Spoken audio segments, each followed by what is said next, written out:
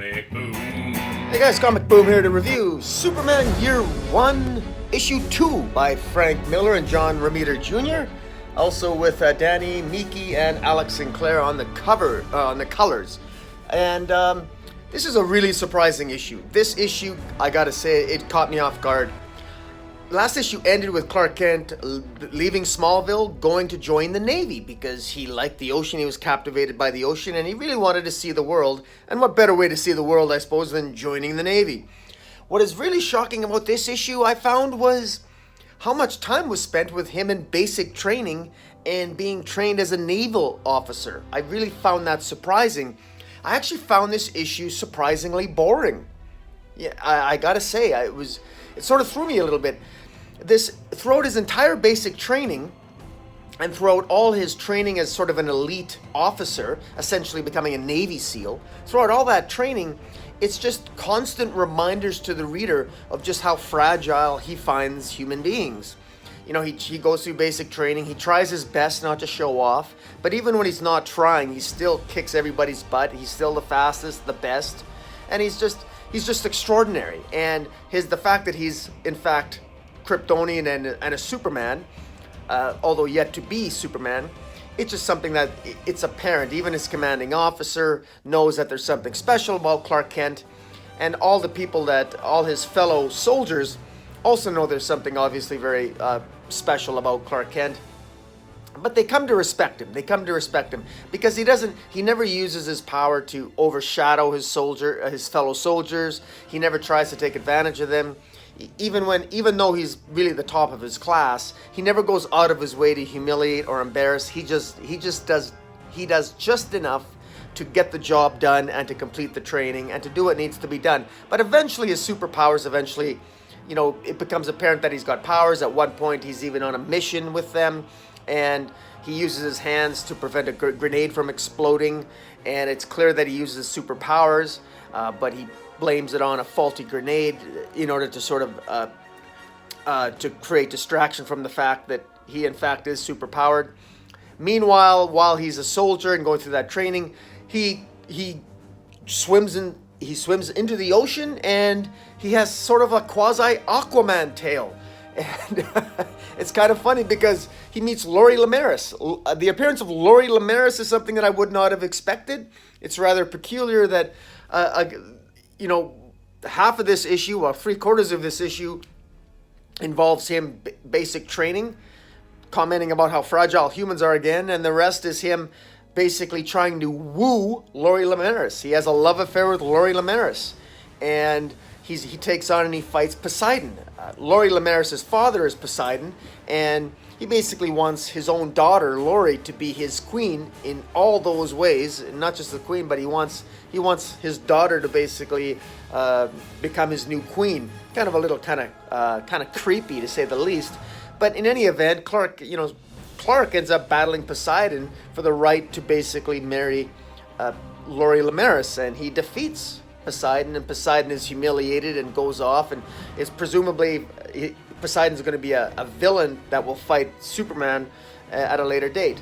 This issue ends with Clark assuming and putting on his Superman clothes, his costume. He basically dons the Superman costume for the first time in fighting Poseidon in Atlantis. Very, very surprising. I watched Professor Bill, Comic Book University's review, and he made he laughingly put it, but very accurately, that this really does feel like an Aquaman tale. This is a Superman issue that should be for Aquaman. If Frank Miller wrote Aquaman, this is probably what it would look like, and that's very true. Very true. Again, I was really surprised by this. I'm not really sure where this is going. I don't care about Lori Lemaris. I don't really know what this is really trying to show.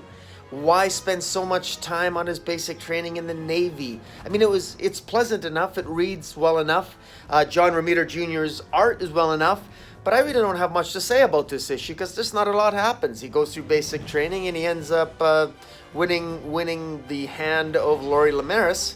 And essentially, that's kind of how it ends. And it's a large part of the entire issue is just him battling sea creatures at who are working at Poseidon's behest to try to kill him to prevent him from winning the hand of his daughter, Lori Lemaris. But Superman conquers things at the end, and it ends with him basically living in Atlantis. Now, obviously, I'm sure that's going to change at the beginning of next issue, but I'm surprised that so much time is spent on this. I really think this is wasted time, because I gotta ask myself, why would Frank Miller dedicate an entire issue with Superman in Atlantis, basically being a quasi Aquaman? I mean, I don't really understand this.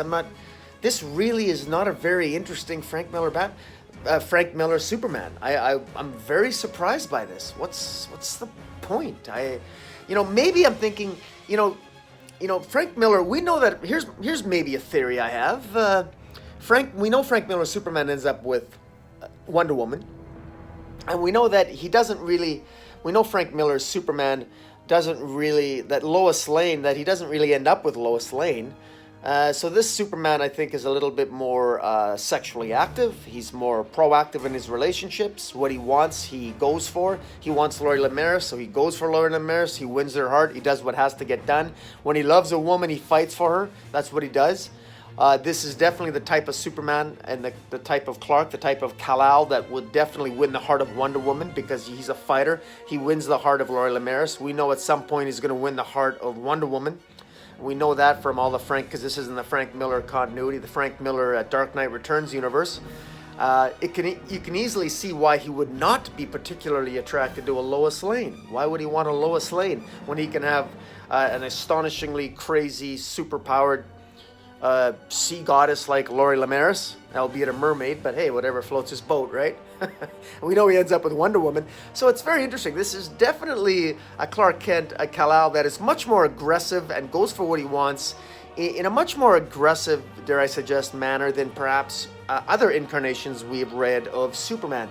Now, again, I'm a little surprised by this entire issue being dedicated to glorified basic training and Navy SEAL training and Navy SEAL missions, and then fighting Poseidon's creatures and what have you for the hand of Lori Lemaris. So this is really off the wall here. I'm saying, I can't say this is bad. I was entertained. I was entertained, but I can't lie. It was a little bit boring. But it's okay. Maybe there's going to be some payoff in a subsequent issue here. Is this 3 or 4 issues long? I can't remember. I'll have to Google it. But it's surprisingly boring for a Frank Miller tale. I was really hoping for a little bit more action. But in any event, guys, tell me what you think of Superman Year 1, Issue 2. Hit the subscribe button. Follow me on Twitter, Metropolis40. And until next time, Comic Boom, out.